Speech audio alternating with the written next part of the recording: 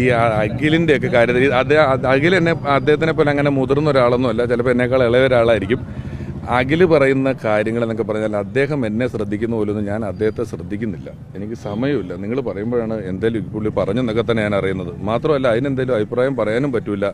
എന്തായാലും കുറ്റോ മോശമൊക്കെ അല്ലേ പറഞ്ഞിട്ടുണ്ട്, അതേ പറയാൻ സാധ്യതയുള്ളൂ. അങ്ങനെ പറഞ്ഞാലും ചിലപ്പോൾ ഒരാഴ്ച കഴിയുമ്പോൾ ഞാൻ വളരെ മഹാനാണെന്നും നല്ല മനുഷ്യനാണെന്നും പുള്ളി തന്നെ തിരുത്തി പറയും.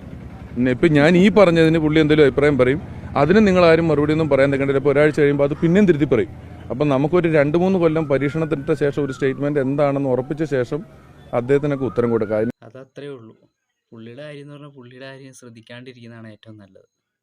ഇപ്പം പുള്ളി പറഞ്ഞ ഈ രമേശ് പിഷാരടി പറഞ്ഞ അതേ കാര്യം തന്നെയാണ് എനിക്കും പറയാനുള്ളത്. പുള്ളി അത് തന്നെ പറയുള്ളൂ. കുറച്ച് കഴിഞ്ഞപ്പോൾ മാറ്റി പറയും. പിന്നെ ഏറ്റവും ഈ മെയ് 4-ന് ശേഷം നടക്കാൻ പോണ മെയിൻ കാര്യം ഞാൻ പറയാം. എന്നാ BJP-ക്കാർ കൊള്ളില്ല, അവരെൻ്റെ രീതിക്ക് സമ്മതിച്ചില്ല. ഇത് തന്നെയായിരിക്കും പറയണേ. പുള്ളി വലിയ വിജയിക്കും, തൃക്കക്കാരെ മാറ്റുമെന്നൊക്കെ മല മറിക്കുമെന്നൊക്കെ പറയണ്ട. 8 കിലോ പൊട്ടുള്ളൂ, അത് പുള്ളിക്കും അറിയാം. അതുകൊണ്ട് പുള്ളി കയറുന്നിട്ട് ഇവരുടെ രീതി കണ്ടതിൻ്റെ ഇവരുടെ രീതി അങ്ങോട്ട് ഇവരെ കുറ്റം പറഞ്ഞുകൊണ്ട് പുള്ളിക്ക് റീച്ച് കിട്ടും. ഇത് തന്നെയായിരുന്നു മറ്റേ പുള്ളിയുടെ ഏതൊരു പടം ഉണ്ടായിരുന്നു, ആ പടത്തിൻ്റെ പേരും പറഞ്ഞു. ആ സിനിമയിൽ വന്നപ്പോൾ ഭയങ്കര ഇതായിരുന്നു. ബിഗ് ബോസിൽ കയറി കഴിഞ്ഞപ്പോൾ ബിഗ് ബോസിൽ കയറില്ല എന്ന് പറഞ്ഞു. കയറി കഴിഞ്ഞപ്പോൾ ബിഗ് ബോസിന് ഭയങ്കര പൊഴുത്തൽ. കുറച്ച് കഴിഞ്ഞ് ബിഗ് ബോസിൽ ഭയങ്കര മോശം പറഞ്ഞിട്ട് പിന്നെയും പോയി ബിഗ് ബോസിൽ കയറി.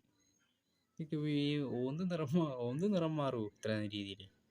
പുള്ളിക്ക് ഇനി അതിന് വരാൻ പോണ മിക്ക കാര്യം അതായിരിക്കും. മെയ് 4-ന് BJP-ക്കാരെ കുറ്റം പറഞ്ഞു. റിസൾട്ട് വന്നതിന് ശേഷം പുള്ളി പൊട്ടിയിരിക്കുമ്പോൾ പുള്ളി തന്നെ ഇറന്ന് കുറ്റം പറയും. അപ്പം അത് നമ്മൾ പുള്ളീനെ അത് രീതി മനസ്സിലാക്കി.